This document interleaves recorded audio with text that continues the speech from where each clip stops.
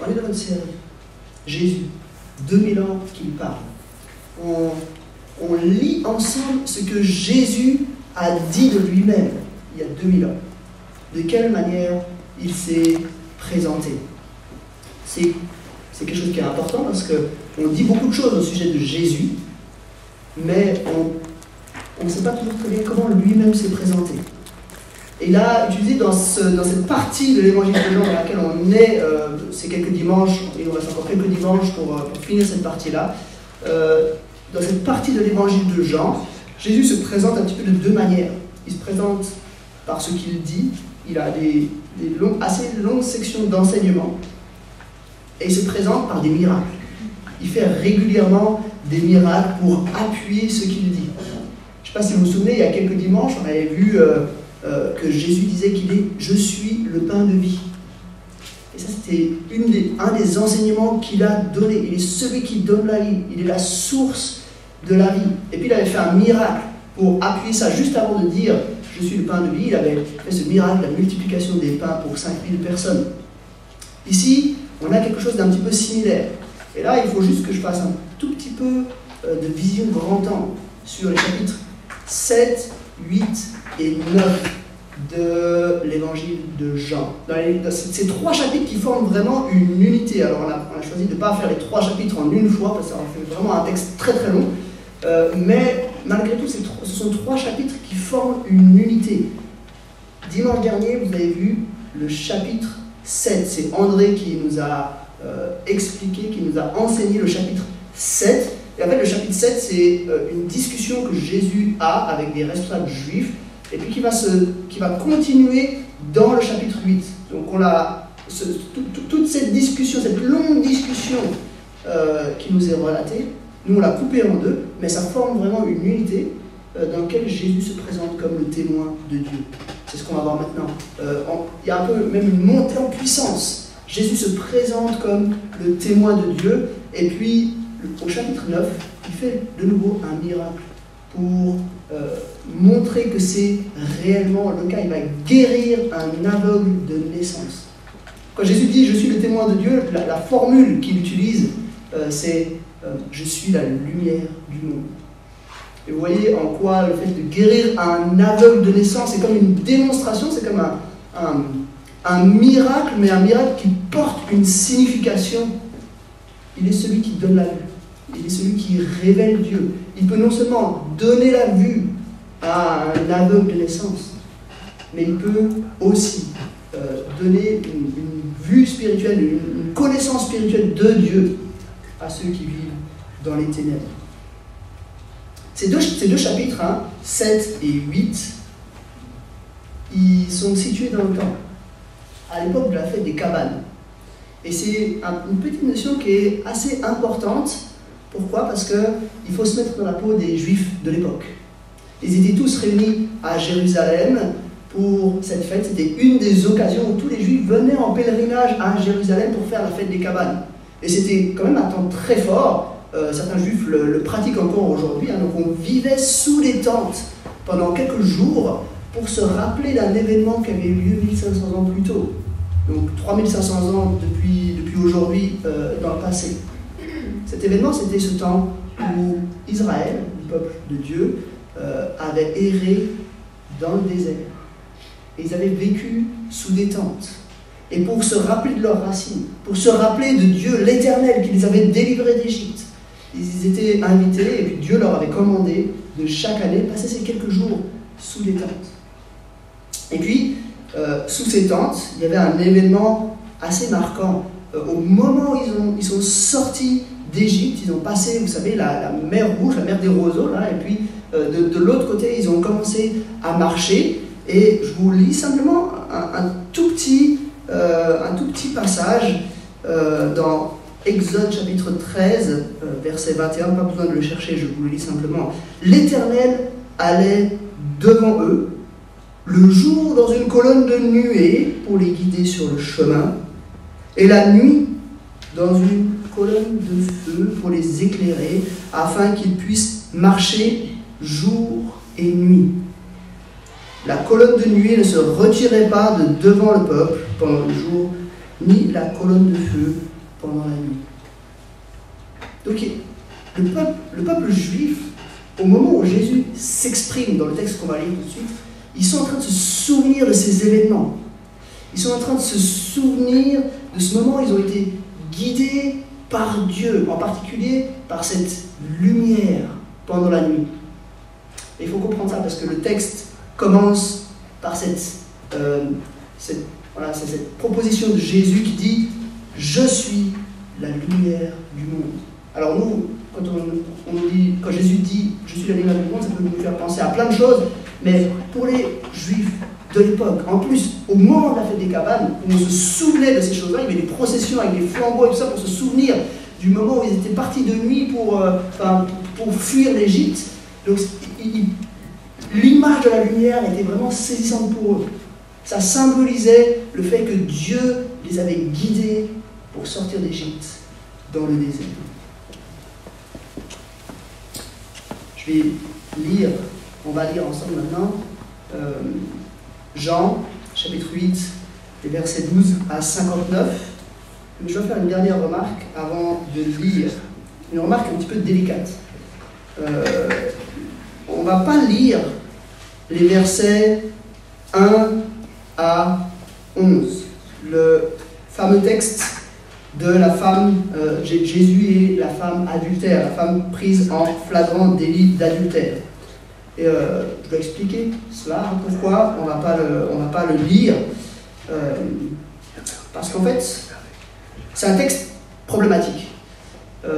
Beaucoup de spécialistes qui étudient le Nouveau Testament étudient tous les manuscrits que nous avons, les textes anciens que nous avons du Nouveau Testament.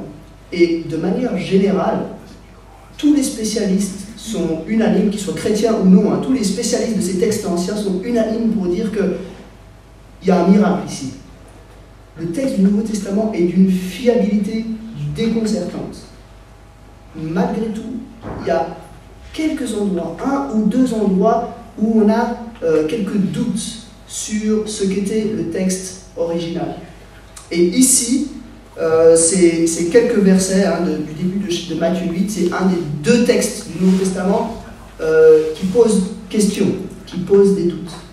C'est probable, quasiment certain, que cet événement a vraiment eu lieu, mais c'est aussi probable que le rapport de cet événement ne se situait pas ici, dans l'original de l'Évangile selon Jean. Alors vous allez me dire, ça peut être un petit peu déroutant cette information. On se dit, mais qu'est-ce que ça signifie? Est-ce que ça veut dire que la Bible ne serait pas vraie? En fait, au contraire, je crois que c'est une information qui doit nous rassurer. Parce que la Bible est à l'épreuve des éléments scientifiques. Parce qu'il y a des universitaires dans le monde entier qui travaillent sur ces manuscrits et qui sont émerveillés par la fiabilité des textes du Nouveau Testament. Il n'y a pas d'autres textes dans la littérature de l'Antiquité aussi fiables. Aucun. Ça n'existe pas. Le Nouveau Testament est le plus fiable. Et en fait, le fait qu'il y ait quand même quelques doutes à quelques endroits, ça a un caractère très rassurant. Parce que s'il n'y avait aucun doute nulle part, probablement la plupart des spécialistes remettraient beaucoup en question l'authenticité du Nouveau Testament. Ça semblerait un peu truqué. On se dirait c'est impossible qu'un texte traverse 2000 ans avec des copies, des copies, des copies et des copies sans avoir aucune erreur. Donc je trouve que c'est beau de voir comment Dieu a vraiment dirigé la rédaction du Nouveau Testament pour d'un côté avoir un texte d'une fiabilité absolument déconcertante, absolument hors norme, mais de l'autre côté, avoir permis qu'il y ait quand même quelques erreurs pour, en fait, finalement, pas erreur, mais quelques doutes à quelques endroits pour, comme attester, oui, c'est bel et bien un texte qui n'a pas été truqué, c'est bel et bien un texte de l'Antiquité, c'est bel et bien un texte qui a été copié par le peuple de Dieu au travers des siècles, au travers des millénaires.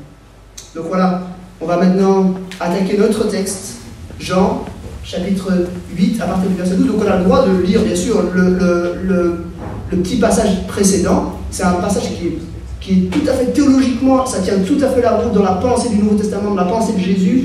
C'est quasiment certain que cet événement a eu lieu. Mais pourquoi j'ai choisi de ne pas le lire maintenant? Parce qu'en fait, dans la structure de ces chapitres 7, 8, 9, il semble que c'est un peu parachuté.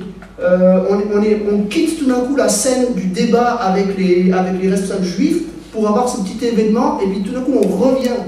Du coup, c'est plus naturel, c'est plus fluide de lire le texte comme ça, en passant par-dessus ces quelques versets.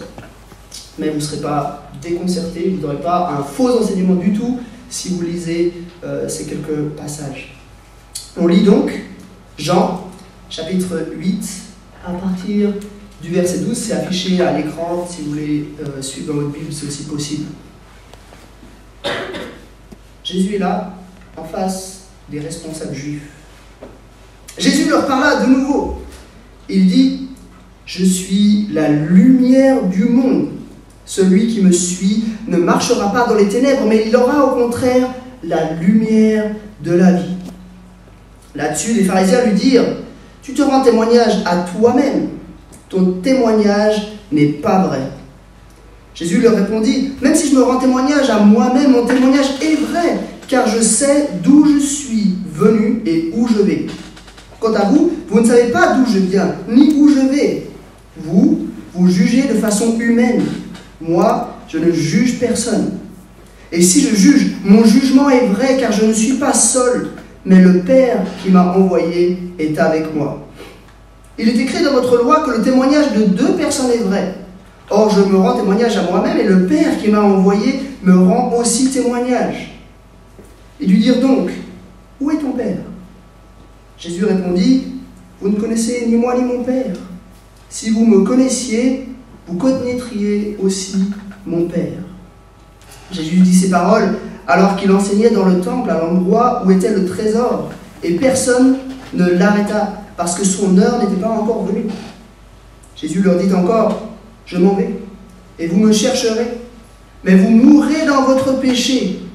Vous ne pouvez pas venir là où je vais. » Là-dessus, les Juifs dirent, « Va-t-il se tuer, puisqu'il dit, vous ne pouvez pas venir où je vais ?» Il leur dit, « Vous êtes d'en bas, moi je suis d'en haut. Vous êtes de ce monde, moi je ne suis pas de ce monde. C'est pourquoi je vous ai dit que vous mourrez dans vos péchés. En effet, si vous ne croyez pas en moi, si vous ne croyez pas que moi je suis, vous mourrez dans vos péchés. Toi, qui es-tu » lui dirent-ils. Jésus leur répondit, « C'est ce que je vous dis depuis le début. J'ai beaucoup de choses à dire et à juger à votre sujet.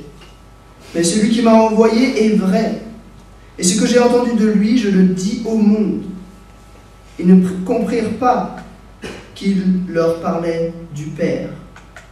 Jésus leur dit donc, « Quand vous aurez élevé le Fils de l'homme, alors vous connaîtrez que moi, je suis, et que je ne fais rien de moi-même, mais que je dis ce que mon Père m'a enseigné.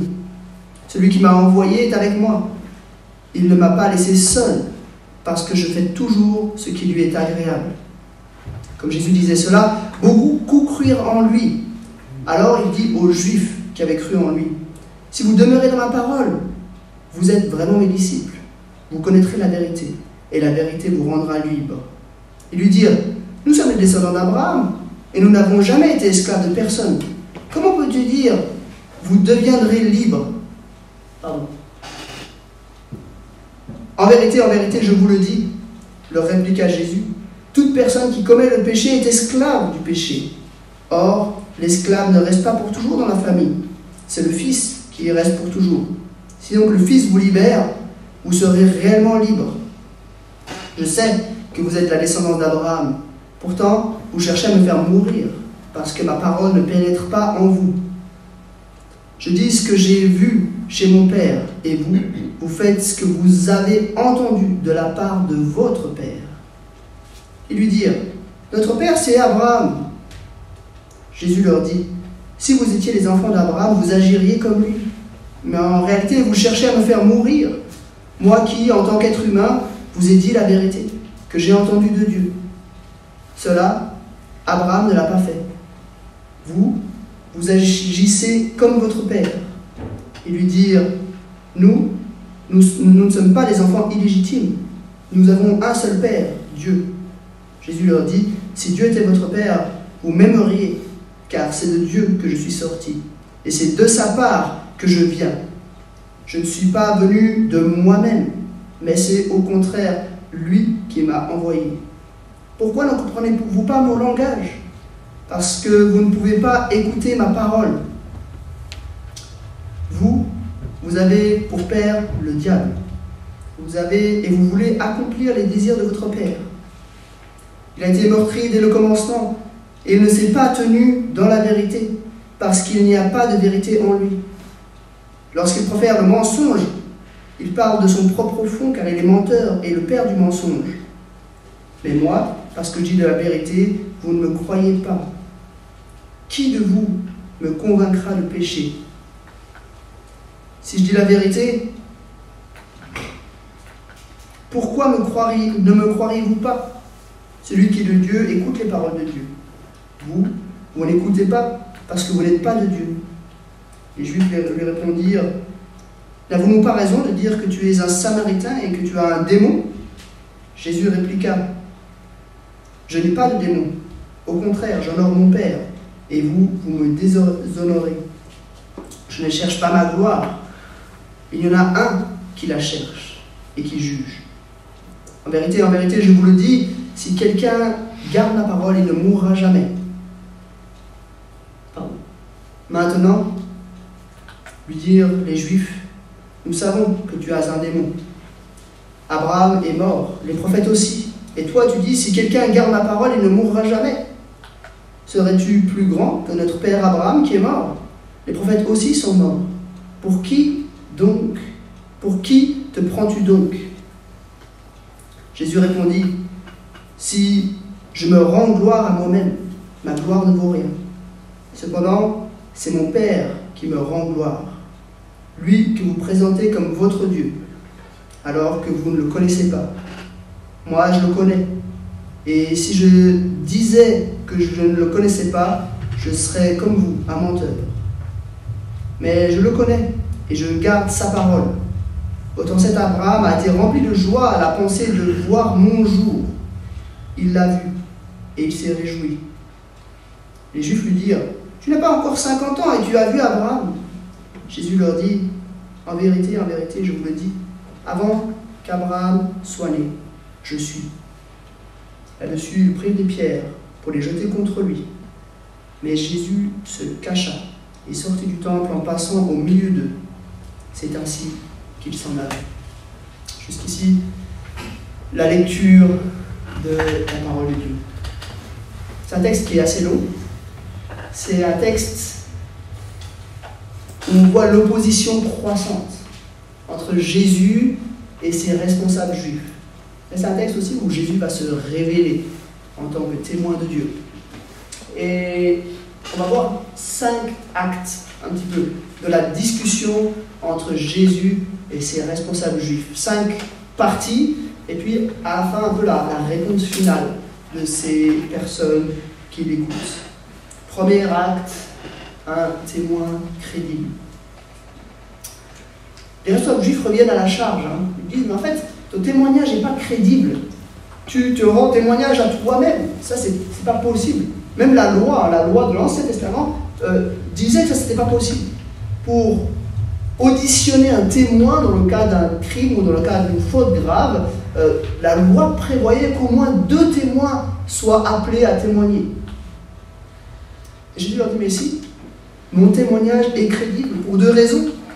Premièrement, parce que moi, je sais d'où je viens et où je vais, alors que vous ne le savez pas. Jésus est un témoin crédible parce qu'en fait, il vient de Dieu. Il est le seul et l'unique qui vient de Dieu. Il est un petit peu comme, je sais pas, ces explorateurs du passé qui revenaient d'une contrée lointaine que personne n'avait jamais visitée. Ben voilà, ils étaient les seuls à pouvoir décrire ces contrées, puisque c'était les seuls à en être revenus. Jésus est le seul qui vient d'auprès du Père. Du coup, il est le seul à pouvoir d'une manière crédible, parler de Dieu, présenter, dire qui est Dieu. Et puis, deuxième élément, Jésus est crédible parce qu'il le dit, hein, moi-même je me rends témoignage, mais mon Père aussi me rend témoignage. Alors c'est un peu flou dans la pensée des auditeurs parce qu'ils ne savent pas trop de quel père il parle. Est-ce qu'il parle de son père biologique, enfin adoptif, ou est-ce qu'il parle de Dieu lui-même? Alors des fois on ne sait pas très bien, est-ce qu'ils font exprès de ne pas comprendre ces auditeurs, ou est-ce que vraiment, sincèrement, ils ne comprenaient pas? C'est pas toujours facile de trancher, mais quoi qu'il en soit, il semble pas être très au clair, mais effectivement, Jésus, le Père, Dieu le Père, a attesté la venue de Jésus. On pourrait mentionner plusieurs éléments. Hein. Au moment de sa naissance, il y a eu ces légions d'anges qui sont venus pour annoncer sa venue. Il y a eu ces mages d'Orient qui sont venus pour, enfin ces mages d'Orient qui sont venus pour l'adorer. Il y a eu ensuite, au moment de son baptême, hein, le ciel qui s'ouvre, la colonne qui descend, et Dieu lui-même qui parle. Il y a eu une scène similaire au moment de la transfiguration, où Dieu lui-même a annoncé: celui-ci est mon fils bien-aimé, écoutez-le. Et puis il y aura une scène un peu plus tard, hein, au moment de la crucifixion, où clairement, même l'officier romain va reconnaître, l'officier romain en charge de la crucifixion, en charge de la peine de mort, va reconnaître assurément cet homme était le Fils de Dieu. Donc on voit que Dieu effectivement atteste. C'est pas juste un concept spirituel, c'est pas juste dans le cœur de Jésus ou dans le cœur des auditeurs que ces éléments doivent se produire, mais on voit que effectivement le Père atteste, il démontre, il crédibilise le témoignage de Jésus. Mais le problème, hein, cette question qui est posée par les responsables: où est ton Père? Vous ne connaissez ni moi ni mon Père. Si vous me connaissiez, vous connaîtriez aussi mon Père. C'est un peu un mystère que Jésus commence à révéler de manière progressive. En fait, il est en train de le révéler, et on va le voir à la fin, qu'il est Dieu.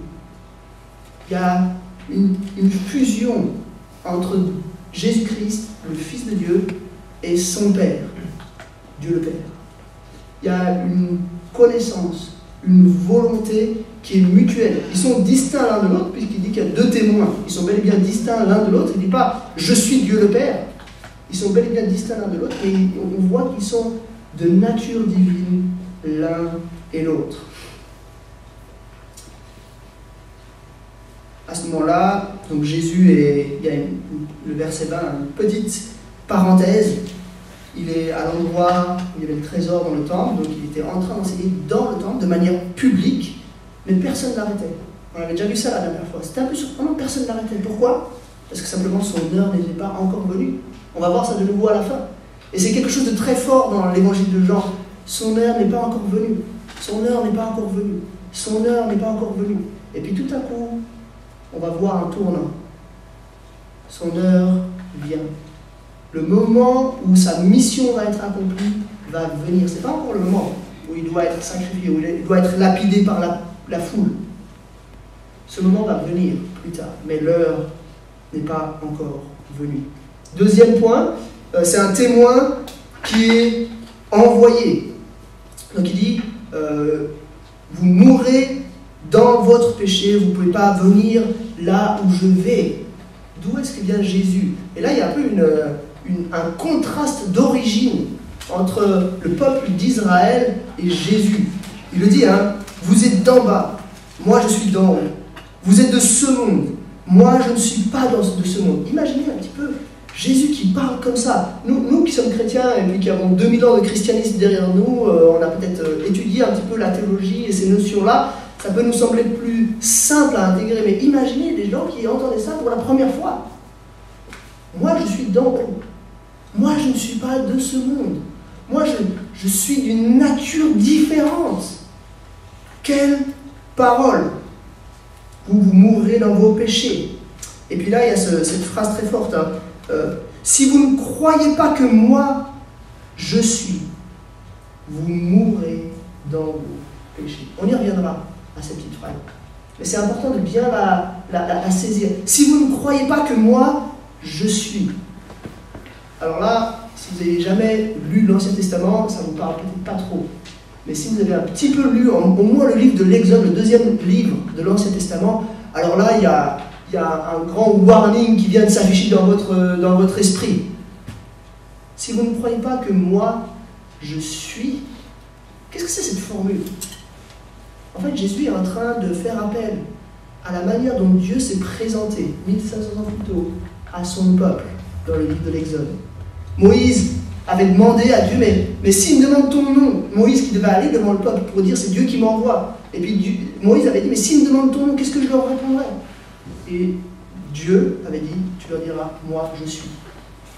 Moi je suis. Donc Jésus est en train en fait de s'approprier peut-être le nom le plus remarquable que l'Éternel se donne. Moi je suis. Il est de nature divine. Il a ses attributs de Dieu, donc il est par essence, par nature.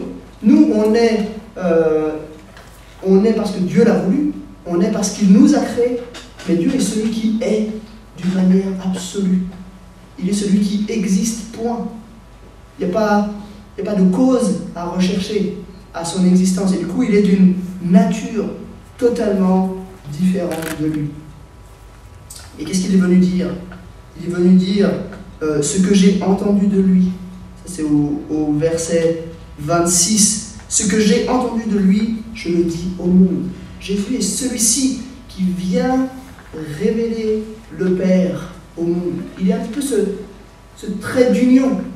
Plus tard, dans l'autre passage, il se présentera comme celui qui est le prêtre, celui qui fait le pont, fait la jonction entre Dieu le Père et le monde. Et il est le seul à pouvoir le faire, parce qu'il est le seul qui vient de la part de Dieu. Un peu plus loin, verset 28, il dit « Mais je dis ce que mon Père m'a enseigné. Celui qui m'a envoyé est avec moi et ne m'a pas laissé seul, parce que ce que je fais lui est toujours agréable. » Donc, on a vu que c'est un témoin crédible. Donc, Jésus a un peu détricoté l'argumentaire de ses responsables juifs en disant « Mais non, mon témoignage est crédible. » Puis maintenant, il enfonce le clou en disant « Moi, je suis un témoin qui suis envoyé. Je suis un témoin qui vient directement de la part de Dieu. » Et puis ensuite, les deux points, un témoin qui libère, puis un témoin fils de Dieu, Dieu il va utiliser deux images hyper fortes pour parler à ses auditeurs. Premièrement, il parle de l'image de l'esclave libéré. Il leur dit, c'est de nouveau un peu une phrase un peu choc, hein. Si vous demeurez dans ma parole, vous êtes vraiment libre, vous connaîtrez la vérité, et la vérité vous rendra libre. Dieu il se défend tout de suite en disant, mais non, nous on est des descendants d'Abraham, oh, c'est pas toi qui viens pour nous libérer. Au passage, c'était un petit peu surprenant, parce que les descendants d'Abraham ont été quand même 400 ans esclaves en Égypte. Un peu plus tard, ils vont être pendant 70 ans déportés à Babylone. Et puis, ça fait quand même plusieurs siècles que ce peuple à Jérusalem, dans la Judée, là, dans cette région-là du monde, ça fait quand même plusieurs siècles que ce peuple, bon, ils sont quand même toujours sous domination, hein, des Babyloniens, des Médo-Perses, et puis ensuite des Séleucides, et puis ensuite des Romains. Ça fait longtemps qu'ils ne sont plus vraiment autonomes, qu'ils ne sont plus vraiment libres. Donc c'est un petit peu surprenant, cette réaction de ses auditeurs. Mais Jésus leur explique, en fait, moi je veux aller plus loin que ça. En vérité, je vous le dis, toute personne qui commet le péché est esclave du péché. L'esclave ne restera pas toujours dans la famille. C'est le Fils qui y reste toujours. Si donc le Fils vous libère, vous serez réellement libre. Il est en train de dire, mais en fait, c'est pas Abraham qui pourrait vous libérer. Abraham, c'était un pécheur. C'est pas vous-même qui pouvez vous libérer. C'est pas votre statut d'enfant, de descendant d'Abraham qui peut vous rendre libre. Et que le Fils qui peut vous libérer. En fait, là, il faut faire un petit peu un dézoomage. Revenir au moment de la création. Au moment de la création, Dieu crée l'univers, il crée Adam et Ève, parfait. Et puis Adam et Ève choisissent de tourner le dos à Dieu, de devenir des ennemis de Dieu, d'entrer dans une rébellion, dans une guerre contre Dieu. Et puis, ils vont devenir esclaves du péché. Le problème, c'est que celui qui s'est rebellé contre Dieu ne peut pas tout d'un coup décider par lui-même, ah, bah c'est bon, maintenant je vais pouvoir revenir vers Dieu. C'est pas possible. Il faut que ça vienne de Dieu. Celui qui a été offensé doit faire ce premier pas. Il fallait que Dieu lui-même libère ses enfants. Le Fils peut le faire. Les humains, les descendants d'Abraham, ne peuvent pas le faire. Il est donc celui qui vient pour les libérer. Puis ensuite, un témoin, fils de Dieu, donc il va dire, en fait, il a dit, il n'y a que le Fils qui peut libérer, mais maintenant il va devoir préciser ça, en disant, mais en fait le Fils de Dieu, c'est moi. Et là, de nouveau, une image saisissante, une parole, waouh, je peux imaginer les premiers auditeurs, et même nous, hein, ça nous fait froid dans le dos. Votre Père, c'est le diable. Ils étaient sûrs d'eux. Hein. Nous, notre Père, c'est Abraham. Un peu plus loin, ils disent, nous, notre Père, on a un seul Père, Dieu. Mais Jésus qui leur dit, votre Père, c'est le diable.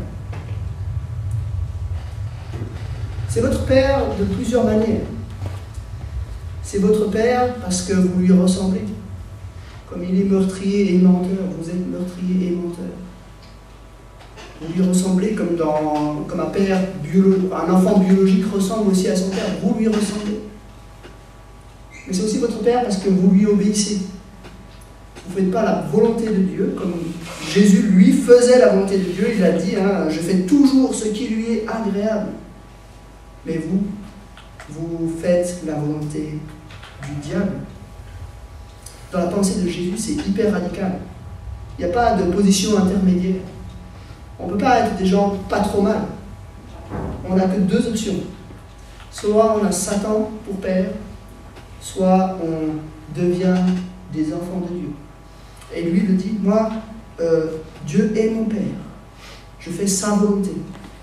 J'amène les paroles du Père. Et puis il termine en disant, celui qui est de Dieu, écoute les paroles de Dieu. Vous n'écoutez pas, parce que vous n'êtes pas de Dieu. Ah! Le peuple de Dieu, les descendants d'Abraham. Jésus leur dit, en réalité, vous n'êtes pas de Dieu. Moi, oui, mais vous, non. On continue?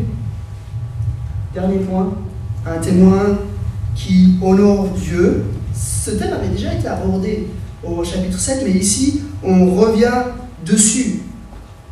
Un peu.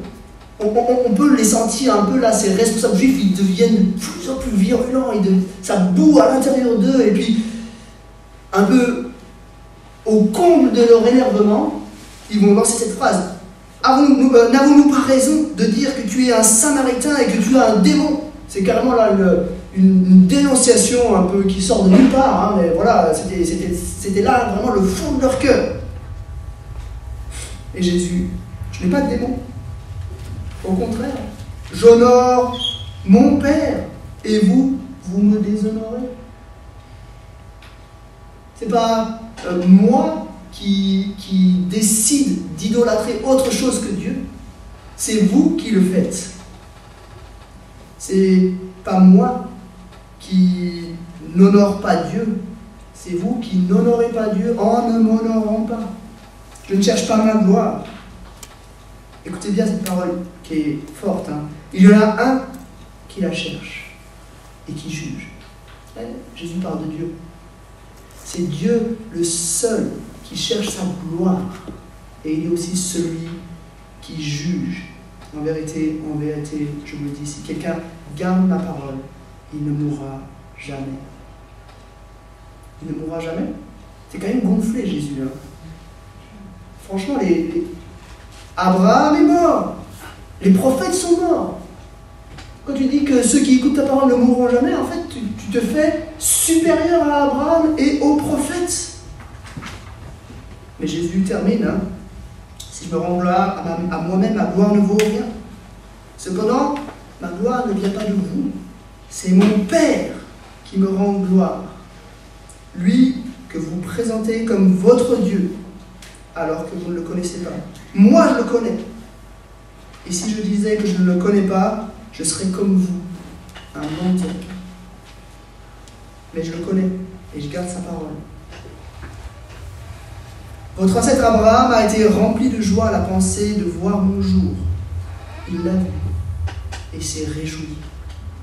Et là, c'est l'apothéose finale, hein, la dernière parole de ces Juifs. Tu n'as pas encore 50 ans et tu as vu Abraham. Et Jésus met le point d'orgue. En vérité, je vous le dis, avant qu'Abraham soit né, je suis. Il est en train de dire, l'Éternel, c'est moi. Dieu, c'est moi. Et devant l'énormité de cette affirmation, les gens prennent des pierres et décident de lapider Jésus. Seulement, son heure n'était pas encore venue.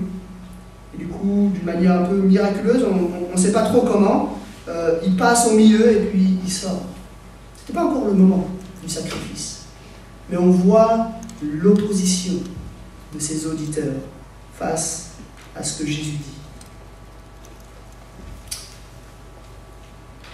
Témoin de Dieu, Jésus est ce témoin, finalement un témoin rejeté.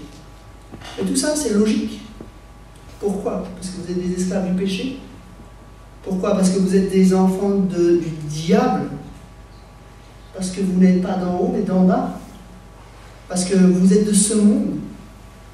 Parce que vous êtes opposés à Dieu. Parce que vous appartenez à cette race humaine en rébellion contre Dieu. Et à cause de ça, la réaction finale est compréhensible. Ce témoin est rejeté.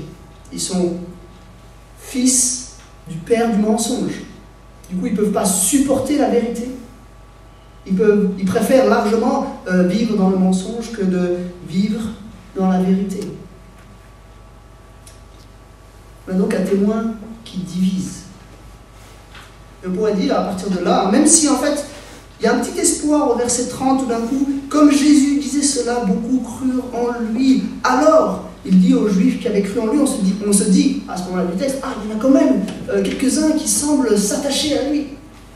Mais en fait, la suite nous montre que non, ce n'est pas le cas. En réalité, beaucoup s'attacheront à lui. Depuis 2000 ans, des millions se sont attachés à lui. Mais à ce moment-là, non, ce n'est pas le cas.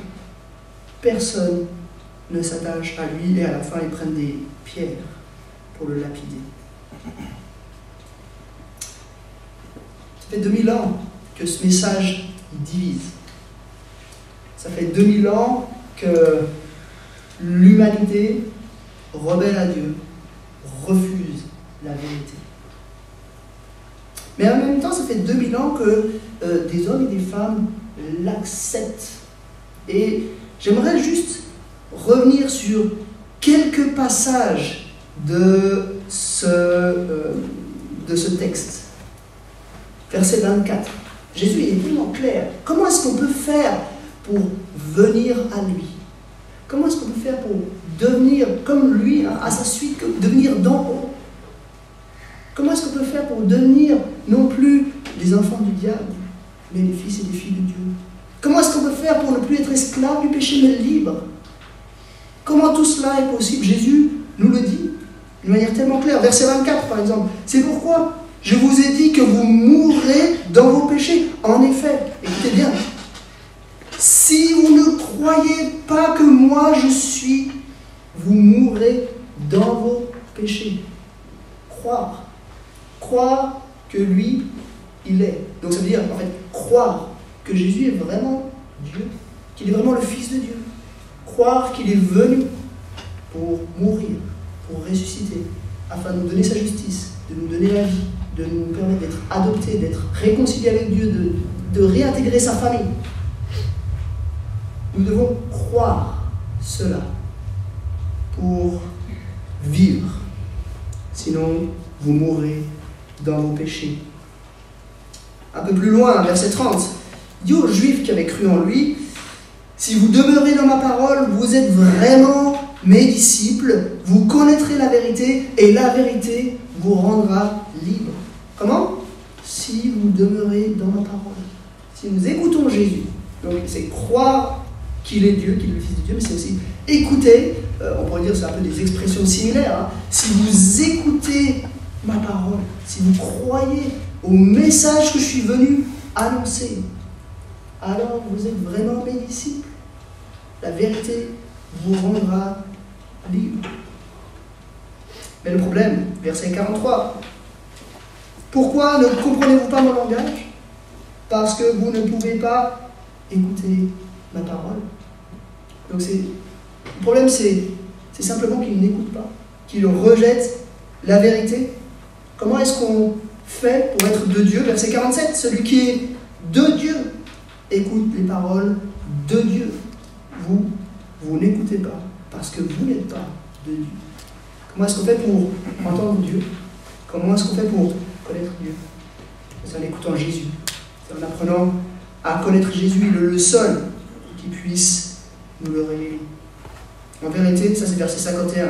En vérité, je vous le dis, si quelqu'un garde ma parole, il ne mourra jamais. Jésus est le témoin de Dieu. Il est celui qui révèle Dieu. Et il est celui en fait qui peut nous réconcilier, qui peut être ce pont pour nous amener vers Dieu. Je termine.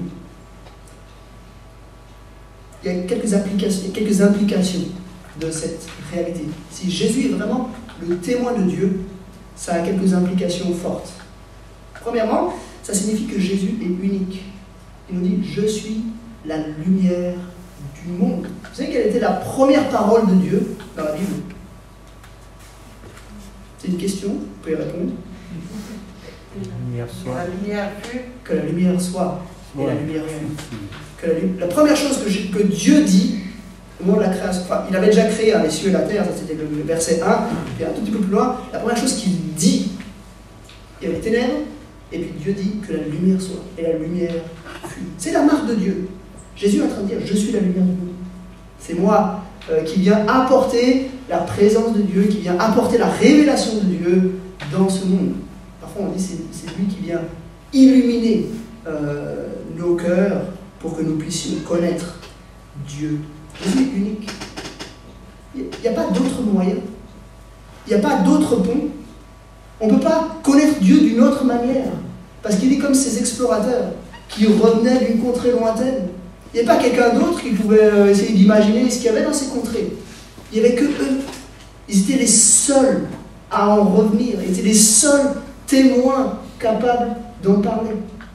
De la même manière, Jésus est le seul qui vient du Père.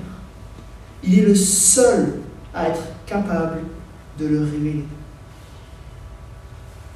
Ça ne sert à rien de chercher ailleurs. Il est le seul. On peut se poser la question, alors, quel était le sens du message de Jésus? On vit dans une culture où Jésus il passe quand même assez bien. Beaucoup de gens vont être prêts à dire ouais, Jésus c'était un philosophe, c'était un homme de bien, c'était un homme qui avait beaucoup de choses à apporter à l'humanité et puis qui a influencé positivement sa génération, même jusqu'à aujourd'hui. C'est vrai. Mais Jésus était bien plus que ça. Jésus était celui qui est venu révéler Dieu le Père. Et puisqu'il est le seul, il est cet unique pont, ce seul moyen pour connaître Dieu. Ça veut dire qu'il y a une urgence à l'écouter, une urgence à garder ses paroles pour avoir la vie éternelle, parce que c'est ce qu'il dit, hein, si quelqu'un garde ma parole, il ne mourra jamais. Donc premièrement, Jésus est unique. Deuxièmement, Jésus est à écouter. On doit l'écouter encore et encore, parce qu'il est le seul à dire les paroles de Dieu. Comment est-ce qu'on fait pour l'écouter? Bon, c'est en lisant sa parole, c'est en passant du temps à le connaître, comme là, dans l'évangile de Jean. On le voit interagir avec ses chefs et on le voit se révéler petit à petit. Et là, on apprend à comprendre qui il est. On doit passer du temps à lire cette parole. Mais pas juste passer du temps parce que voilà, c'est bien de lire la Bible jour après jour, ou bien parce que c'est un livre qui est important pour l'histoire de l'humanité. On peut lire la Bible un peu d'une manière creuse. Mais il faut qu'on lise la Bible pour écouter Jésus, pour comprendre ce qu'il nous révèle au sujet de Dieu. Il faut avoir un petit peu ce filtre-là lorsqu'on lit la Bible. Quelqu'un disait, si vous voulez écouter Dieu, parce qu'il y a des personnes des fois qui ont envie d'entendre la voix de Dieu, mais il suffit de lire la Bible. La Bible contient les mots de Dieu, ce que Dieu a voulu révéler à l'humanité. Puis finalement, dernière application, ça veut dire qu'il faut aussi obéir à Jésus. Il ne faut pas uniquement l'écouter, mais il faut que cette écoute ait un impact. Il faut lui obéir, parce que lui, il nous le dit au verset 29, parce que je fais toujours ce qui lui est agréable. On doit lui obéir, on doit l'imiter, on doit devenir, dans le sens étymologique du terme, des chrétiens, des petits Christ, des disciples, des suiveurs, des imitateurs de Jésus-Christ. On doit faire sa volonté. Jésus est venu pour nous sauver. Il est venu mourir sur une croix. Sur cette croix, vous savez, il y a eu ces 3 heures de ténèbres, signe de la colère de Dieu. Jésus, il a pris sur lui la colère de Dieu à notre place. Pour que toutes celles et tous ceux qui se confieraient en lui, qui placeraient leur foi en lui, soient justifiés, soient réconciliés avec Dieu. Jésus, il a fait ça. Et si on croit cela, si on accepte cela, alors on reçoit cette justice, on reçoit cette réconciliation, on peut entrer dans la présence de Dieu. Mais ça doit nous transformer en profondeur. De telle sorte qu'on ne vit plus pour nous-mêmes, on n'est plus des esclaves du péché, mais on est libre du péché. Et en tant que fils et filles, non pas de Satan, mais de Dieu, nous voulons faire la volonté de notre Père. Nous voulons lui obéir. Nous voulons faire sa gloire, comme Jésus fait sa gloire. Voilà ce que Jésus nous explique dans ce texte. Je vais encore prier, mais avant de prier, j'aimerais relire le verset 58 tout à la fin. Un verset tellement fort. Je peux imaginer les cheveux se hérisser sur la tête des auditeurs de Jésus à ce moment-là. Quand il a dit, en vérité, je vous le dis, avant qu'Abraham soit né, je suis. Prions. Seigneur, merci pour la clarté de ce qu'on a lu ce matin. Merci parce que Jésus se présente d'une manière absolument claire comme Dieu, comme le Fils, ton Fils. Seigneur, aide-nous à vivre en conséquence de cela. Aide-nous à réaliser qu'il est le seul à pouvoir te révéler. Aide-nous à ne pas chercher ailleurs. Aide-nous à l'écouter et à lui obéir. Parce que lui seul nous amène le salut. Lui seul nous révèle qui tu es.